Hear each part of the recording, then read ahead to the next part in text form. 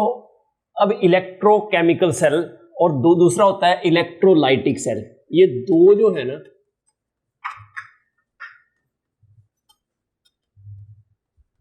वो अपने सिलेबस में इलेक्ट्रोकेमिस्ट्री क्लास 12th के सिलेबस में। तो स्टार्ट करते हैं हम, इलेक्ट्रोकेमिकल सेल या इलेक्ट्रोलाइटिक सेल क्या होते हैं। तो इलेक्ट्रोकेमिकल सेल जो है ये क्या होता है कि ये एक डिवाइस है which converts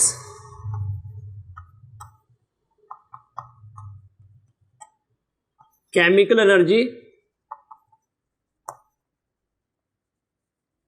into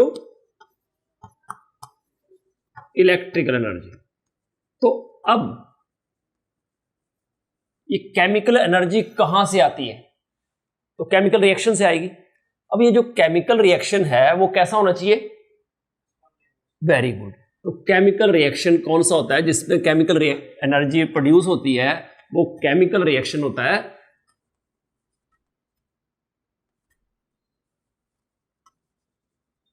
spontaneous. What do you mean by spontaneous? Which takes place by its own, है ना, without the help of external agency. But जो इलेक्ट्रोलाइटिक सेल है उसमें क्या होता है?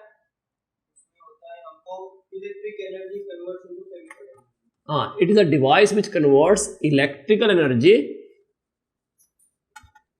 into chemical energy. और इसमें जो रिएक्शन होता है वो कौन सा होता है? Non spontaneous. तो इलेक्ट्रोलाइटिक सेल में नॉन स्पॉन्टेनियस रिएक्शन होता है, तो इसलिए उस रिएक्शन वो अपने आप तो होगा नहीं, इसलिए we will provide electricity to carry out the reaction. तो इसलिए इलेक्ट्रिकल एनर्जी यूज होगी। जैसे कोई एग्जांपल दो इलेक्ट्रोलाइटिक सेल का।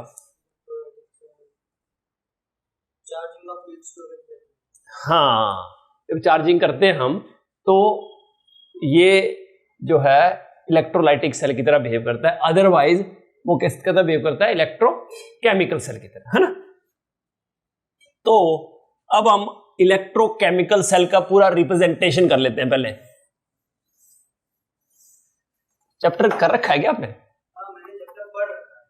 Okay okay okay okay. तो थोड़ा बेसिक समझाया था, तो मैंने प्रदीप और एनसीईआरटी से रीड कर रखा है। ओके ओके, चलो ठीक है। तो इलेक्ट्रोकेमिकल सेल में जो याद रखना है आपको, वो याद रखना है लोन, है ना।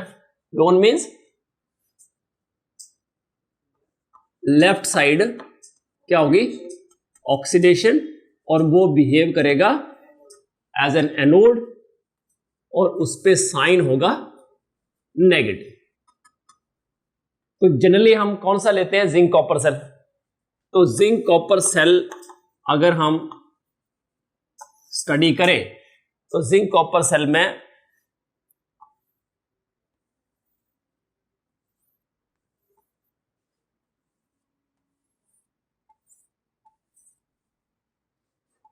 एक साइड, लेफ्ट साइड क्या होगा? एनोड, है ना। तो हमें ई नॉट वैल्यूज जो है ना, वो जिंक की और कॉपर की पहले से हम जो इलेक्ट्रोकेमिकल सीरीज है उसमें से ले लेंगे, है ना। तो जिंक का जो ई नॉट वैल्यू होती है वो कितनी होती है? -0.76 वोल्ट, और इसकी +0.34 वोल्ट। तो यहां से क्लियर हो रहा है कि जो स्टैंडर्ड रिडक्शन पोटेंशियल है, अब जिंक 2+ से जिंक लिखा है तो इसको बोलेंगे रिडक्शन। अगर मैं इसको ऐसा लिखता तो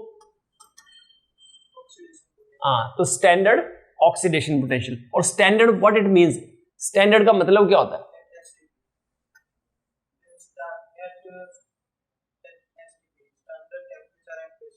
what is standard temperature? But STP नहीं बोलते उसको, स्टैंडर्ड कंडीशन बोलते हैं, क्योंकि अगर एसटीपी बोलेंगे तो स्टैंडर्ड टेम्परेचर जो है 273 केल्विन होता है ना। ये स्टैंडर्ड कंडीशंस है ना। तो क्या कंडीशन होती है वो, 1 मोलर कॉन्सेंट्रेशन ऑफ आयंस और साथ में 298 केल्विन टेम्परेचर, तो उसको ई नॉट बोलते हैं। तो इससे क्लियर हो जाता है कि कौन सा एनोड होगा कौन सा कैथोड। तो ऑब्वियसली जिसका रिडक्शन पोटेंशियल लो होगा उस पे क्या होगी, ऑक्सीडेशन, और जिसका रिडक्शन पोटेंशियल हाई होगा उस पे रिडक्शन। तो इसका मतलब ये जिंक है और ये कॉपर। तो जिंक को हम किसमें डालते हैं, कैसा सोल्यूशन होना चाहिए, जिंक के सॉल्ट का। तो generally we will take zinc sulphate, right, और कॉपर को ले लेंगे कॉपर सल्फेट में। तो अब zinc is in contact with zinc 2+ ions, sulphate ion क्या होंगे, स्पेक्टेटर आयंस, और यहां कॉपर जो है that is in contact with copper 2+, और सल्फेट यहां भी क्या है, स्पेक्टेटर आयंस। पहले हम इंडिविजुअल इनकी बात करते हैं दोनों की। तो इंडिविजुअली अगर बात करें तो जिंक और जिंक 2+ के बीच में कंपटीशन है। ये दोनों जो हैं, ये जिंक का इलेक्ट्रोड है और जिंक 2+ इसके अंदर है, और साथ में सल्फेट है। जितने जिंक 2+ हैं उतने ही सल्फेट है, इसलिए ये इलेक्ट्रिकली क्या है, न्यूट्रल। अभी तक जिंक और जिंक सल्फेट दोनों ही, ये सोल्यूशन भी इलेक्ट्रिकली न्यूट्रल है, ये भी इलेक्ट्रिकली न्यूट्रल है। बट जब रिएक्शन शुरू होगा, रिएक्शन ऐसे शुरू नहीं होगा, जब तक ये कनेक्शन नहीं होगा तब तक नहीं होगा। बट अगर हम मानते हैं कि जिंक की कैपेबिलिटी है टू गेट ऑक्सीडाइज, तो होगा क्या, जिंक जो है उसका वेट कम होता जाएगा और जिंक 2+ आयन सोल्यूशन के अंदर जाएंगे। तो अगर जिंक 2+ सोल्यूशन के अंदर जाएंगे तो इसका मतलब सोल्यूशन पॉजिटिवली चार्ज होता जाएगा, और जो इलेक्ट्रॉन जो हैं वो किस पे आ जाएंगे, इसके ऊपर।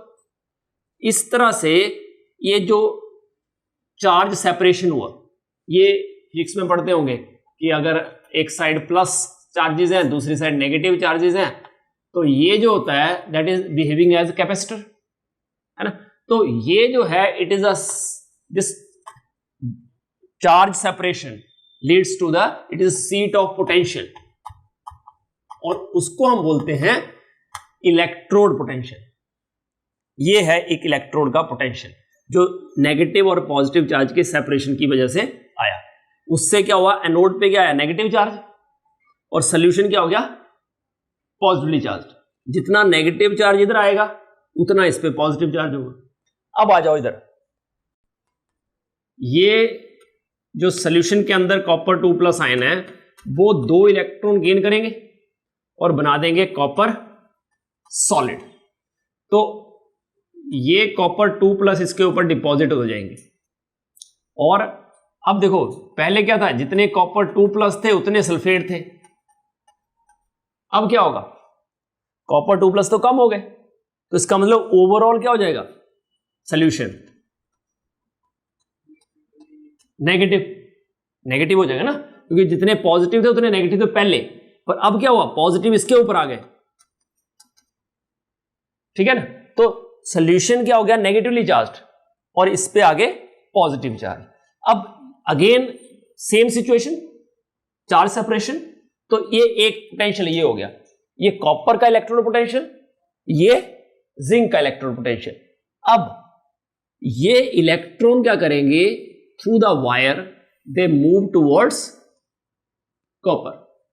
तो इसका मतलब इलेक्ट्रॉनिक करंट जो है that move from zinc to copper.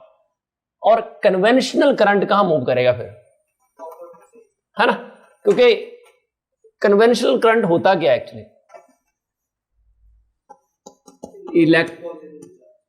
हाँ, क्योंकि स्टार्टिंग में ये सोचा गया electronic current moves from zinc to copper and conventional current moves from copper to zinc, ठीक है ना। अब कन्वेंशनल करंट क्यों बोला गया उसको, क्योंकि बाय कन्वेंशन ऐसा सोचा गया कि जो करंट है that is due to the movement of positive ions, but बाद में क्लियर हुआ कि इलेक्ट्रॉन की मूवमेंट से होता है, तो फिर दोनों को अब कन्वेंशनली जो है उसको वैसा ही रखा गया फिर कि कन्वेंशन से इलेक्ट्रॉन अगर नेगेटिव चार्ज मूव कर रहे हैं तो उसके अपोजिट पॉजिटिव मूव करेंगे, ऐसा करके सोच के तो conventional current moves from copper two zinc. But अब इलेक्ट्रॉन का तो हो गया न्यूट्रलाइजेशन कि यहां से इलेक्ट्रॉन गए, इसका नेगेटिव चार्ज एक्सेस था वो खत्म हो गया, यहां आ गए तो इसका पॉजिटिव चार्ज, ये दोनों इलेक्ट्रोड तो अपना बैलेंस कर दिया। But what about the solutions, अब होता क्या है कि जैसे जैसे पॉजिटिव चार्ज अकोमुलेट होता जाएगा ना, तो इसमें से पॉजिटिव बाहर आना जो है डिफिकल्ट हो जाएगा। क्यों? क्योंकि पॉजिटिव ही बाहर है और अंदर से पॉजिटिव आएगा तो दोनों रिपेल करेंगे। एक टाइम आएगा कि वो इतना रिपल्शन होगा कि वो बाहर आ ही नहीं पाएंगे, सेल स्टॉप्स वर्किंग। इधर भी सेम केस है कि नेगेटिव चार्ज इसके सराउंडिंग में आ गए और इसको इसके सराउंडिंग में होने क्या चाहिए, पॉजिटिव, इसके क्लोज कौन सा होना चाहिए, पॉजिटिव, बट नेगेटिव इतने ज्यादा हो जाएंगे कि वो पॉजिटिव इसके पास आने नहीं देंगे। तो इस तरह से हमें जो सोल्यूशन है वो क्या चाहिए, इलेक्ट्रिकली न्यूट्रल। तो उसके लिए क्या किया गया, सॉल्ट ब्रिज लगाया। फिर ये सॉल्ट ब्रिज क्या बोलते हैं इसको, it is an inverted you tube containing suitable electrolyte. कैसा होना चाहिए वो electrolyte, non reactive. Let us से मैंने KCl ले लिया, ठीक है ना, या अमोनियम क्लोराइड जो लेना है, ठीक है। तो K+ will move towards this electrode to maintain electrical neutrality, और पॉजिटिव आयन के लिए उतने Cl नेगेटिव। तो इस तरह से कंडीशन क्या होनी चाहिए कि जो इनकी आयनिक मोबिलिटी है वो सेम होनी चाहिए, कि जितनी स्पीड से आयन इधर मूव करे उतनी स्पीड से इधर मूव करना चाहिए। दोनों जो आयन्स इसमें हैं पॉजिटिव और नेगेटिव, उनकी आयनिक मोबिलिटी जो है, और सिंपल भाषा में बोलो तो स्पीड, ठीक है, वो क्या होनी चाहिए, सेम। तो वैसा इलेक्ट्रोलाइट होना चाहिए, तभी हम यूज करेंगे, इसलिए बोलते हैं सुटेबल इलेक्ट्रोलाइट। ऐसा नहीं कभी आपने देखा नहीं होगा कि जिंक सल्फेट यूज कर लिया या कॉपर सल्फेट यहां रख दिया, ऐसा नहीं करते हैं।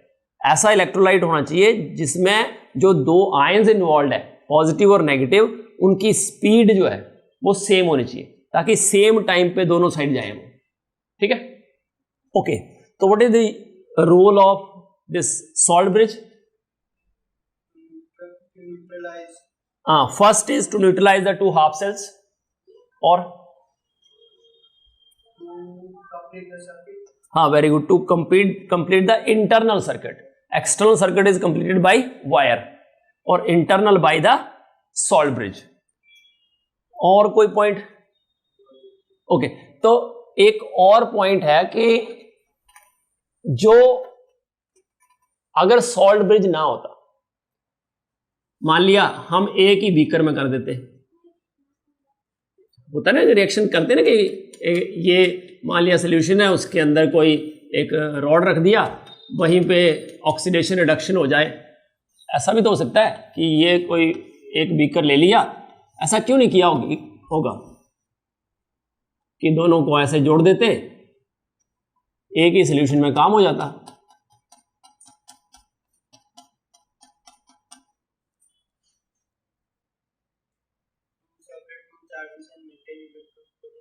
क्योंकि अगर ये जो लिक्विड है ना, अगर मान लिया ऐसे डायफ्रागम से इसको सेपरेट भी करते तो क्या होता है कि इस साइड मान लिया कौन सा चार्ज था, पॉजिटिव चार्ज, इस साइड क्या था, तो एक और पोटेंशियल जनरेट होता जिसको बोलते हैं लिक्विड जंक्शन पोटेंशियल। दो तो थे ही, इलेक्ट्रोड पोटेंशियल तो थे ही ऑक्सीडेशन और रिडक्शन वाले, पर एक और पोटेंशियल बन जाता है जिसको बोलते हैं लिक्विड जंक्शन पोटेंशियल, कि दो लिक्विड के जो जंक्शंस हैं उनके ऊपर जो है वो पोटेंशियल बनता है, जिसको हमें ऐड या सब्ट्रैक्ट करना पड़ता है दोनों साइड, एंड कैलकुलेशन डिफिकल्ट हो जाती। तो तीसरा होगा, in order to avoid liquid junction potential we will use salt bridge. इससे सब काम हमारा कंप्लीट हो रहा है, ठीक है। अब आ जाओ कि जिंक से जिंक 2+ है, तो इसको हम कैसे रिप्रेजेंट करते हैं, ऐसे, इसको क्या बोलते हैं, रेडॉक्स कपल, और ये दूसरा रेडॉक्स कपल होगा। ये स्लैश क्या रिप्रेजेंट करती है, फेज चेंज, सॉलिड से एक्वस, इधर एक्वस से सॉलिड, और इनके बीच में क्या होता है, सॉल्ट ब्रिज, इसको डबल एरो से रिप्रेजेंट करते हैं। तो ये होगी सेल रिप्रेजेंटेशन। मतलब अगर आपको ये सेल रिप्रेजेंट करना है तो zinc solid, zinc 2+ aqueous, salt bridge, copper 2+ aqueous to give copper solid. तो ये हो जाएगी सेल रिप्रेजेंटेशन। और इस सेल का अगर मैं E0 सेल निकालूं तो क्या होता है, E0 cathode minus E0 anode, और E0 right minus E0 left. तो वैल्यू होती है 0.34 और copper, E0 copper 2+ to copper minus E0 Zn2+ to Zn। तो देखो माइनस साइन क्यों आता है यहां, क्योंकि जिंक पे हो रही है ऑक्सीडेशन, और यहां क्या लिख रहे हैं हम, रिडक्शन पोटेंशियल। अगर मैं इसका रिडक्शन पोटेंशियल लिखता तो प्लस हो जाता, कि जिस पे रिडक्शन हो रही है उसका रिडक्शन पोटेंशियल, और जिस पे ऑक्सीडेशन हो रही है उसका ऑक्सीडेशन पोटेंशियल, तो we can write plus sign, एक ही बात है ना। और रिडक्शन पोटेंशियल जो है that is equal to minus of oxidation potential, सही है। तो इसका मतलब ये हो जाएगा 0.34 माइनस 0.76, तो ये हो जाएगा 1.10 वोल्ट। तो अपने पास जो E0 सेल आएगा वो वैल्यू आएगी 1.10 वोल्ट। इसका मतलब 1.10 पोटेंशियल से electron is moving from zinc to copper. अब हम क्या करते हैं, ये तो इलेक्ट्रोकेमिकल सेल हो गया, अपने आप हो रहा है, इलेक्ट्रॉन अपने आप मूव कर रहे हैं जिंक से कॉपर। अब हम क्या करते हैं, इसके आगे हम क्या करते हैं कि एक बैटरी लगा देते हैं इसके ऊपर। नोट करने की जरूरत नहीं क्योंकि आपने पहले किया हुआ है ना, ये करना है, ये रीड किया हुआ है, नोट्स तो बनाए हुए हैं पर इसकी ज्यादा नोट्स नहीं बनी, इसलिए नोट्स चाहिए। ओके कोई बात नहीं। तो ये सब के तो की हुई है मैंने, मेरी नोट्स बाकी है, मोलर कंडक्टिविटी है वहां से। हाँ तो वहां से फिर मैं करवा दूंगा आपको, है ना। अभी तक तो समझ लो आप, है ना, क्योंकि आपको आता ही है, तो फिर आगे मतलब जितना जो नहीं आता है ना स्पेसिफिक, उसको आप हाईलाइट कर देना कि सर ये अच्छे से बताओ, क्योंकि मैं थोड़ा जल्दी करवाता हूँ क्योंकि आपने किया हुआ है पहले से, है ना। तो मुझे लगा कि आपने बिल्कुल भी नहीं किया तो फिर बेसिक से शुरू करता है ना। वैसे मैंने बेसिक कवर कर ही दिया जितना करना है ना। पर फिर भी अगर आपको कहीं भी लगता है तो आप क्लिक कर देना कि सर ये बता दो, है ना। ओके, तो ये अपने पास इलेक्ट्रोकेमिकल सेल हो गया। अब हमने क्या किया कि इसके ऊपर हम लगा दें बैटरी। बैटरी कैसे लगाएं कि जो जिंक वाला है उसको कैथोड बनाने वाला हो वो, और कॉपर को एनोड, क्योंकि ये पॉजिटिव टर्मिनल है बैटरी है, ये नेगेटिव टर्मिनल किससे अटैच होता है, कैथोड से, और पॉजिटिव एनोड से। तो हमने क्या किया, जो नेगेटिव टर्मिनल है वो जिंक से अटैच किया और पॉजिटिव टर्मिनल कॉपर से। अब क्या होगा, मान लिया इस बैटरी का जो एक्सटर्नल पोटेंशियल है वो लेस देन 1.10 वोल्ट है, तो क्या होगा कि बैटरी जो है उसकी पावर कम है, तो जैसा चल रहा है वैसे ही चलता रहेगा, समझिए। क्योंकि electron move from zinc to copper. But अगर मैं क्या करूं कि एक्सटर्नल पोटेंशियल इसका 1.10 वोल्ट कर दूं तो हाँ, नो फ्लो ऑफ इलेक्ट्रॉन्स। तो सर ऐसा होता क्यों? हाँ, क्योंकि हमने क्या किया, इन दोनों का पोटेंशियल, क्योंकि एक्चुअली ये इलेक्ट्रॉन मूव क्यों कर रहे हैं, पोटेंशियल डिफरेंस की वजह से। इसका पोटेंशियल और इसका पोटेंशियल का डिफरेंस है ना, हायर टू लोअर ऐसा मूव करते हैं ना, तो इलेक्ट्रॉन का मूवमेंट हो रहा है because of the potential difference. अब हमने बैटरी लगाई उसके अपोजिट। हाँ, ये बैटरी जो लगाई ना हमने, बैटरी क्या ट्राई कर रही है कि जिंक जो है वो कैथोड की तरह एक्ट करे और कॉपर एनोड की तरह। वो रिएक्शन को उल्टा करने की कोशिश। हाँ, थर्ड करूंगा तो आपको समझ में आ जाएगा कि इसका काम है कि उल्टा, इसलिए उल्टी लगाई ताकि इसका इफेक्ट देख सकें हम, ठीक है ना। अब अगर मैं एक्सटर्नल पोटेंशियल इसका बैटरी का ऐसा कर दूं कि 1.10 से भी ज्यादा, तो अब बैटरी कंट्रोल करेगी रिएक्शन, क्योंकि बैटरी का पोटेंशियल जो इसका नॉर्मल पोटेंशियल है, जो स्पॉन्टेनियस रिएक्शन का पोटेंशियल है, उससे ज्यादा है। तो इसका मतलब now battery control the reaction. अब बैटरी के अकॉर्डिंग क्या है कि जिंक पे क्या होनी चाहिए, रिडक्शन, क्योंकि बैटरी के according zinc act as cathode और कॉपर एक्ट एज एनोड। तो इसका मतलब अब क्या होगा कि जो एनोड वाला रिएक्शन है, जिंक पे पहले एनोड था, अब जिंक क्या बन जाएगा, तो रिएक्शन उल्टा हो जाएगा। देखो, zinc 2 plus 2 electron to zinc, ये रिएक्शन होना शुरू हो जाएगा, और जो कॉपर है उस पे, इसका मतलब नाउ इलेक्ट्रॉन्स मूव फ्रॉम, हाँ, electron moves from copper two zinc. और अब ये कैसा रिएक्शन है, स्पॉन्टेनियस है कि non spontaneous? Very good, it is non spontaneous reaction. तो अगर नॉन स्पॉन्टेनियस रिएक्शन होता है, इसका मतलब कि ये किसकी तरह बिहेव कर रहा है अब? हाँ, अब ये बन गया electrolytic cell, because now chemical reaction is taking place with the help of battery, है ना। तो अब ये इलेक्ट्रोलाइटिक सेल बन गया। फर्स्ट केस में वो इलेक्ट्रोकेमिकल सेल था और वैसा ही रहा। क्यों? क्योंकि जो हमने एक्सटर्नल बैटरी लगाई उसका पोटेंशियल उसके अपने पोटेंशियल से कम था, इसलिए वो इसको रोक नहीं पाई जो ये ट्राई कर रही है ना। हो सकता है कि जो इलेक्ट्रॉन का फ्लो है वो थोड़ा धीरे हो जाए, है ना, बट जो पोटेंशियल है वो मेंटेन्ड है, ठीक है ना, थोड़ा कम हो जाएगा नो डाउट, क्योंकि डिफरेंस आएगा ना उनका। बट जब ये पोटेंशियल उससे भी ज्यादा हो जाएगा तो फिर बैटरी पूरा कंट्रोल ले लेगी और बैटरी की हेल्प से ही रिएक्शन हो पाएगा, ठीक है।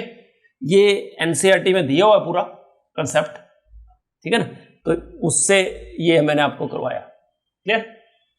सर अगर ई नॉट सेल कम, ई नॉट एक्सटर्नल कम है, तो ई नॉट सेल एक्सटर्नल के इक्वल हो जाएगा, तब रिएक्शन स्टॉप हो जाएगा। हाँ, क्योंकि तब जितना बैटरी उसको ट्राई करेगी उल्टा करने की, उतना वो फॉरवर्ड जाएगा। ये फॉरवर्ड जाना की ट्राई करेगा, वो स्टॉप रोक देगी। मतलब इस एक किस्म का ये स्टॉपिंग पोटेंशियल हो गया। We can say it is a stopping potential, ठीक है, कि उसको स्टॉप करने के लिए जितना पोटेंशियल चाहिए उतना हमने लगा दिया बैकवर्ड, है ना, तो वो स्टॉप हो जाएगा, पूरा रिएक्शन स्टॉप हो जाएगा, ठीक है। हाँ, ये इक्विलिब्रियम ही आ गया, ठीक है ना। अदरवाइज क्या होता है, इक्विलिब्रियम आता है जब ये इसका ई कैथोड इसके ई एनोड के बराबर हो जाए, ई सेल 0 हो जाए, तब भी आता है। बट अब बैटरी ने ही उसको इक्विलिब्रियम में ले आए, बैटरी ही, ठीक है ना।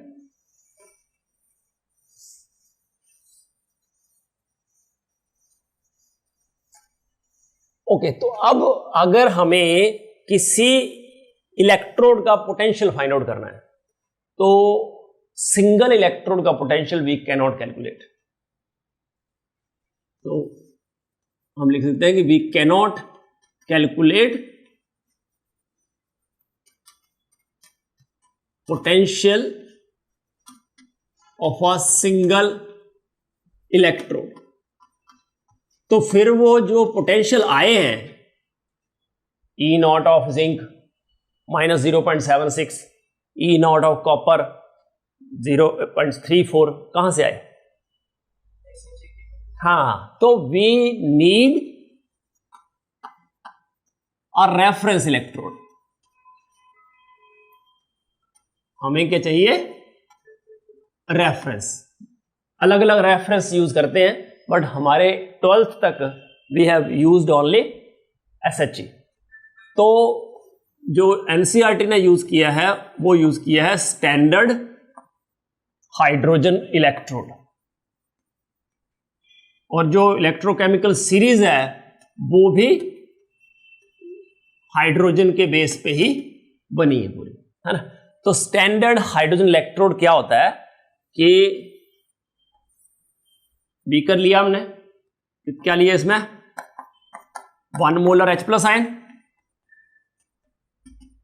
और फिर प्लेटिनम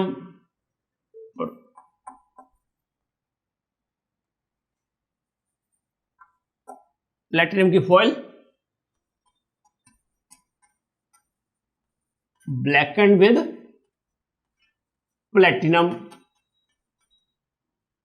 प्लेटिनम के जो पाउडर है उसको इसके ऊपर हमने जो है वो लगा दिया। क्यों?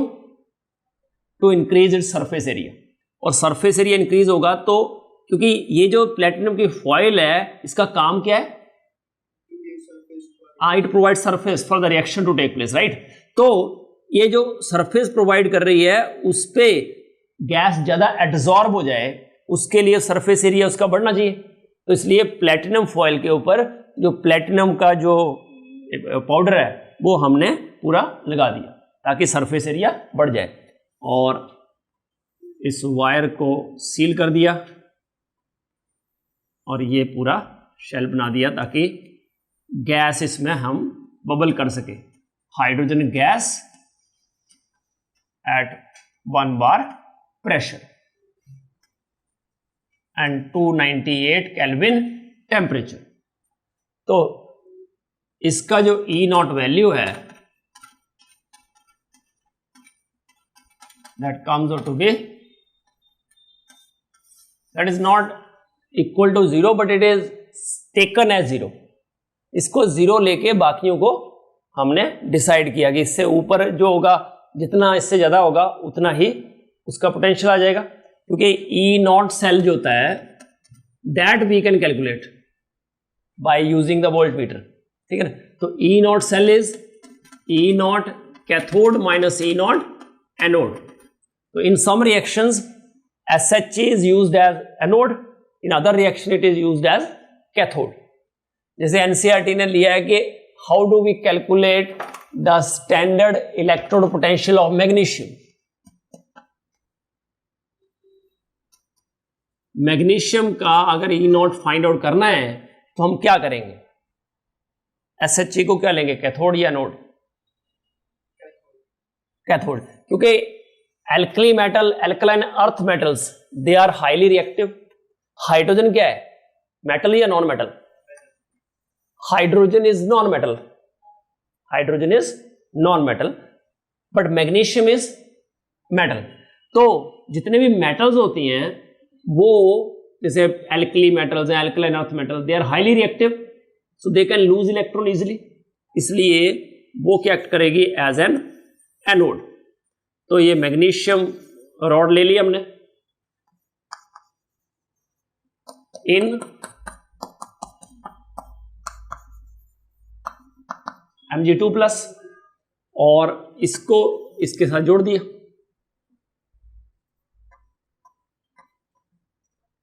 और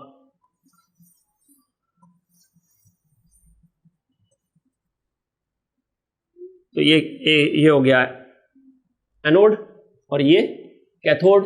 तो एनोड पे क्या रिएक्शन हो जाएगा, Mg solid to Mg 2 + +2 electron,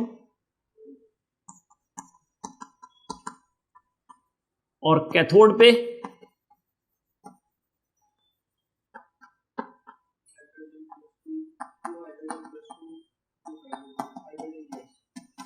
तो हाइड्रोजन गैस। तो ओवरऑल जो रिएक्शन होगा that is Mg solid 2H plus aqueous to give Mg2 plus aqueous plus hydrogen gas. तो यहां से ई नॉट सेल कैलकुलेट हो जाएगा वोल्ट मीटर से। तो ई नॉट सेल क्या होगा, E naught cathode minus E naught anode, और ये वैल्यू कितनी है 0। So that implies E naught cell equal to minus E naught Mg2 + 2 Mg, and that implies कि E naught Mg2 + 2 Mg equal to minus E naught cell. तो E naught cell तो positive ही आएगा और with negative sign, तो ये अपने पास reduction potential आ जाएगा मैग्नीशियम का। This is the way to calculate. I hope you have done this, है ना।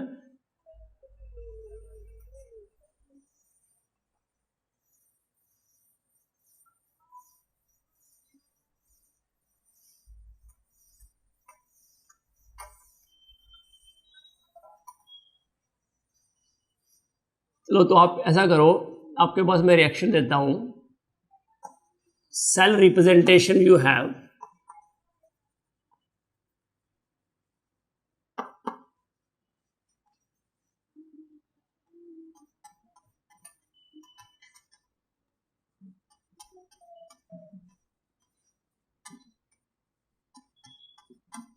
okay, this is the cell representation, write the cell reaction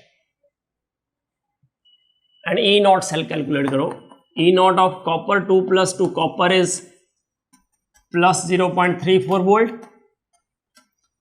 and E naught of silver plus to silver that is 0.79।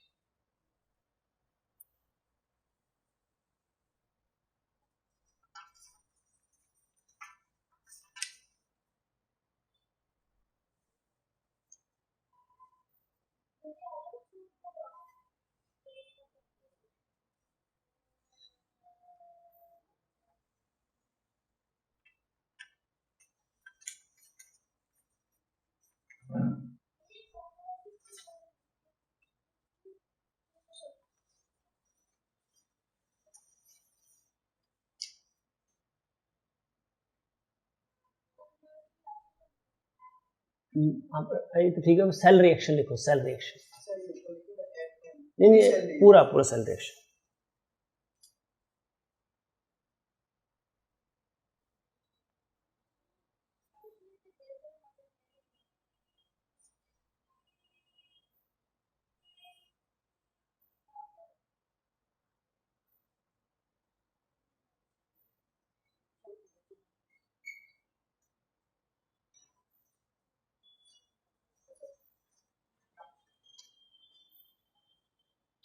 And what is N for the reaction? Number of electrons 2, n आएगा 2। Good. तो इसमें simple आपको पता है कि copper solid, जो left side है उसको लेफ्ट साइड लिखना है अगर सीधा करते हैं आप सेल रिएक्शन तो, और जो राइट साइड है उसको राइट साइड, और फिर आपको क्या करना है, इसके चार्ज बैलेंस करना है। इस साइड 2 प्लस है तो इस साइड 2 प्लस करने के लिए ये आ गया, और n है इसका 2, और जो E नॉट सेल है that is E not cathode minus E not anode.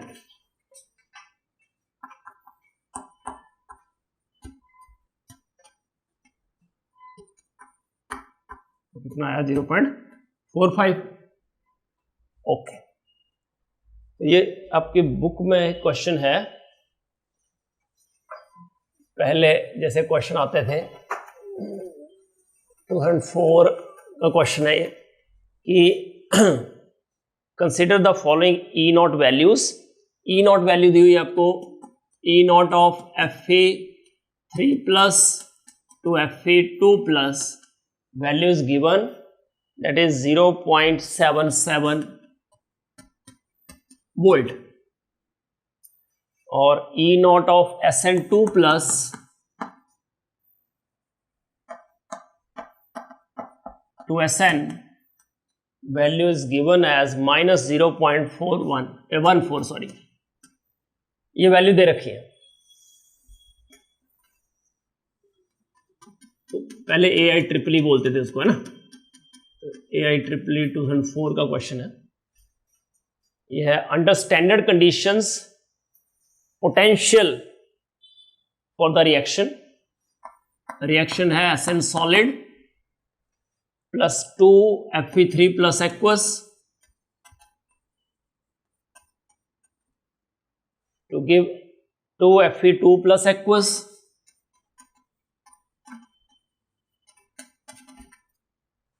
Plus Sn2 plus aqueous.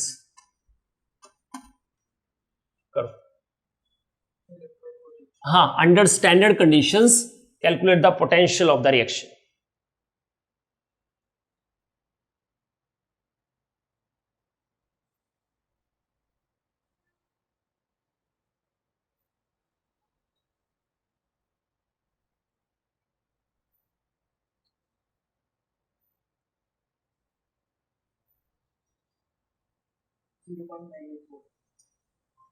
Zero point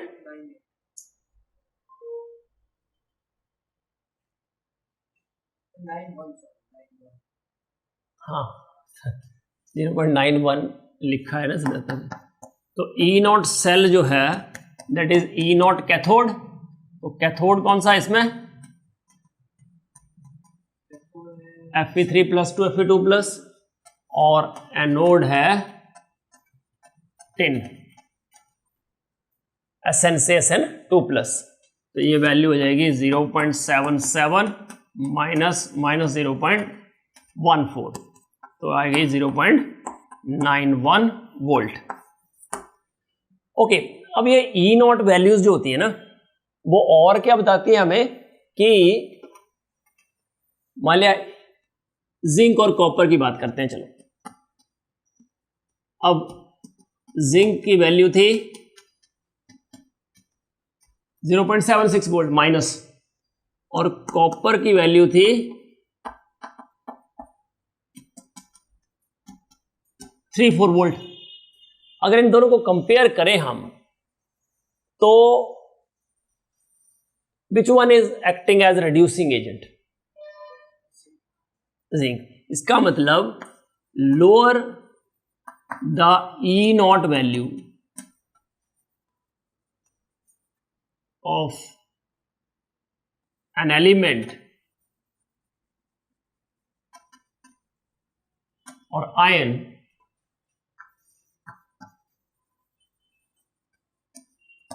stronger is the reducing agent, उतना स्ट्रॉन्ग वो रिड्यूसिंग एजेंट होगा। और ये E नॉट वैल्यू कौन सी, reduction,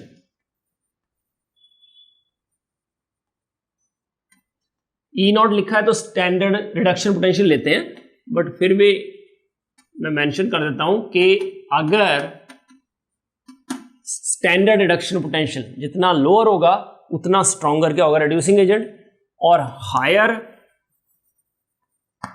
the E naught value, और we can say standard reduction potential, higher the E naught value, stronger is the oxidizing agent. तो ये question है 2013 का क्वेश्चन है। क्वेश्चन पूछा है कि आपको गिवन है E not values, E naught value है पहले क्लोरीन की है, क्लोरीन की नॉट वैल्यू है 1.36 वोल्ट,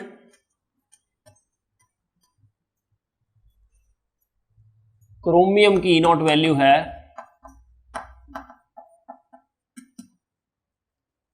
-0.74 वोल्ट, डाइक्रोमेट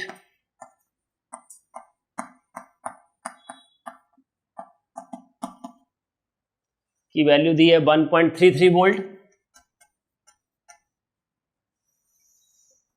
और MnO4 नेगेटिव की वैल्यू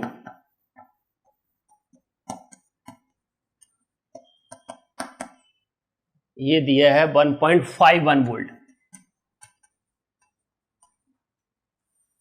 अब क्वेश्चन पूछा है अमंग द फॉलोइंग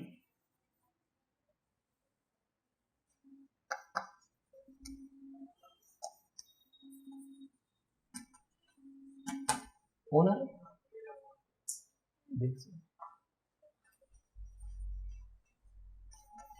टाइम तो नहीं हो गया?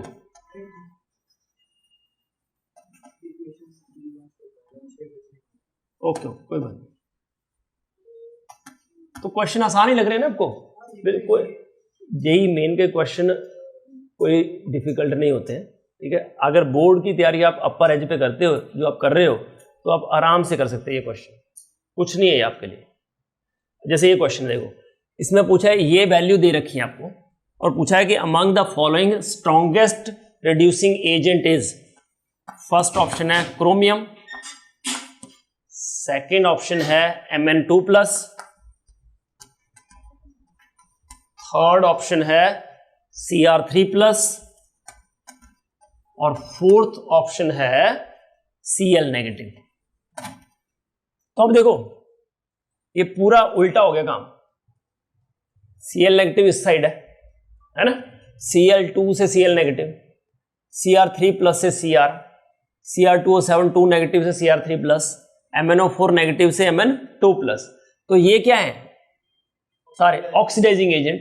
और इसने पूछा है, अगर ऑक्सीडाइजिंग एजेंट पूछा होता ना तो आसान हो जाता, अभी भी आसान ही है, बट उसने क्या पूछ लिया? Strongest reducing agent. तो कौन सा होगा?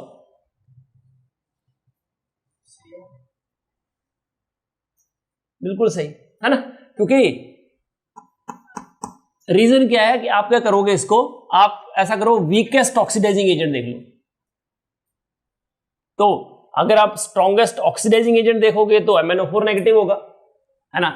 अगर क्वेश्चन ऐसे होता कि स्ट्रॉन्गेस्ट ऑक्सीडाइजिंग एजेंट कब बताओ, तो आप लिखते सबसे ज्यादा MnO4 नेगेटिव, उससे कम Cr2O7 2 नेगेटिव, उससे कम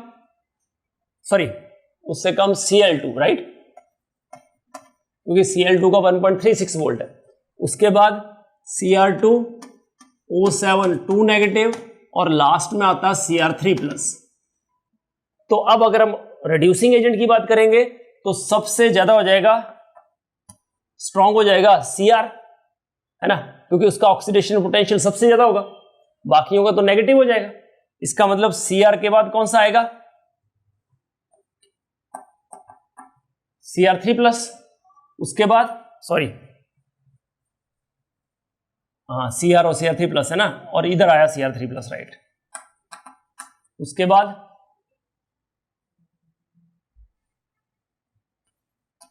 Cl नेगेटिव, और लास्ट में आता Mn2 प्लस। मतलब ये वीकेस्ट रिड्यूसिंग एजेंट और ये स्ट्रॉन्गेस्ट रिड्यूसिंग एजेंट। ठीक है, तो ए ऑप्शन राइट होता है। ठीक है, ये सारे ऑक्सीडाइजिंग पोटेंशियल दिए हुए हैं। ये जो है तो ये रिडक्शन पोटेंशियल ही सारे है ना, ये सारे ही रिडक्शन पोटेंशियल है, पर जिसका रिडक्शन पोटेंशियल इतना हायर होगा वो अच्छा ऑक्सीडाइजिंग एजेंट है ना। तो ऑक्सीडाइजिंग एजेंट कौन होगा? आगे वाला ये ना, समझिए। तो ये स्ट्रॉन्गर अगर ऑक्सीडाइजिंग एजेंट होंगे, इसका मतलब ये फॉरवर्ड लेके जाएंगे रिएक्शन को, ये सबसे ज्यादा फॉरवर्ड। तो इसका बैकवर्ड आना तो डिफिकल्ट हो जाएगा ना, क्योंकि वो वैल्यू कितनी होगी माइनस, और माइनस 1.51 सबसे ज्यादा नेगेटिव है ना। और अब बात करें अगर वेट स्टैंडर्ड रिडक्शन पोटेंशियल सबसे ज्यादा जिसका होगा है ना, वो क्या करेगा? अच्छा सबसे अच्छा ऑक्सीडाइजिंग एजेंट होगा, सबसे अच्छा ऑक्सीडाइजिंग, और जिसका सबसे कम होगा वो सबसे अच्छा रिड्यूसिंग एजेंट है ना। तो इसमें सबसे अगर रिडक्शन इसकी रिडक्शन पोटेंशियल की बात करें तो माइनस में सबसे कम है ना, इसलिए क्रोमियम क्या हुआ सबसे अच्छा रिड्यूसिंग एजेंट, और वो अकेला ही रिड्यूसिंग एजेंट। हाँ नहीं ऐसा नहीं है, हाँ कंपैरेटिवली यू आर राइट है ना, क्योंकि ये तो हमेशा ही ऑक्सीडाइजिंग एजेंट ही एक्ट करेंगे, ये रिड्यूसिंग एजेंट कभी एक्ट करेंगे नहीं है ना, इवन क्लोरीन भी नहीं करेगा है ना, वो भी सही है आपकी बात। बट ऐसा जरूरी नहीं है कि जिसका नेगेटिव हो वही होगा, क्योंकि अगर MnO4 और Cr का सेल बनाए तो वो ऑक्सीडाइजिंग एजेंट। हाँ ऐसा हो जाता है ना, पर इस केस में नहीं होता है, वो एक्सेप्शन है। बट जैसे मान लिया एक ले लेते आप कॉपर, एक ले लेते सिल्वर, दोनों पॉजिटिव है, तो भी हम देख सकते हैं ना कौन सा ऑक्सीडाइजिंग एजेंट कौन सा रिड्यूसिंग एजेंट, क्योंकि एक की ऑक्सीडेशन होगी एक की रिडक्शन होगी। अगर दोनों को जोड़ा, अभी देखा ही था आपने कॉपर सिल्वर है ना। नेगेटिव तो सिर्फ इतना सा बात है कि वो हाइड्रोजन से कितना कम है, और पॉजिटिव क्या है कि कितना हाइड्रोजन से ज्यादा है, बस इतनी सी बात बता रहा है। पर जिसका कम है जिसका ज्यादा है वो ही याद रखना है, या मोर नेगेटिव या less positive, both are applicable. ठीक है, चलो तो इतना कर लेना, और ऐसे क्वेश्चन अगर ई नॉट वैल्यू वाले होंगे तो वो भी ट्राई करना है। ठीक है, तो ये हो गया। मैथमेटिक्स में तो मुझे चक्कर पड़ रहा है पूरा, इसलिए अच्छा नहीं जाऊंगा चलेगा ना, ओके कोई बात नहीं। ओके, ये 2017 का क्वेश्चन है, ये 2013 का था जो अभी किया ना। ये है कि आपको एलिमेंट दिए हैं और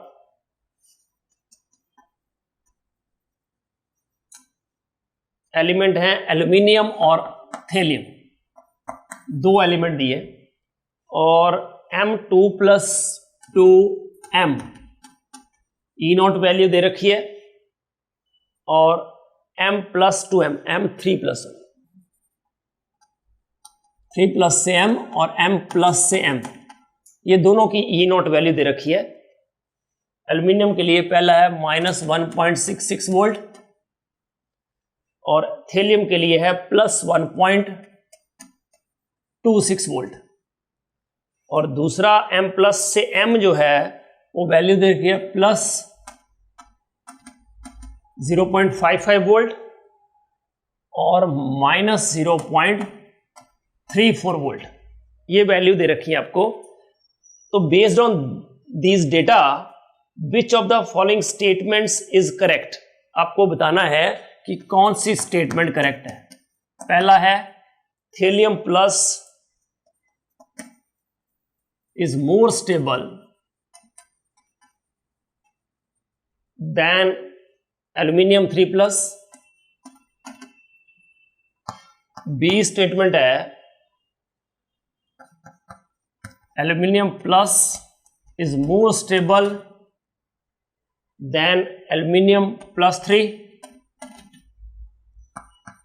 थर्ड स्टेटमेंट है thallium plus is more stable than aluminium plus, और लास्ट स्टेटमेंट है Helium 3 plus is more stable than aluminium 3 plus. ये स्टेटमेंट्स हैं A B C D. Option A की करेक्ट, वन ऑप्शन करेक्ट है. हाँ, which of the following statements is correct, मतलब इनमें से एक कोई करेक्ट है, वो आपको बतानी है.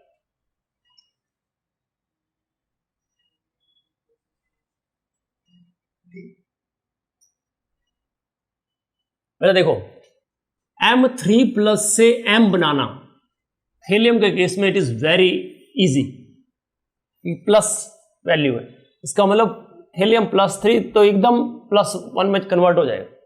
इसका मतलब helium 3 plus is not very stable, है ना. इसका मतलब ये स्टेटमेंट तो करेक्ट नहीं है ना.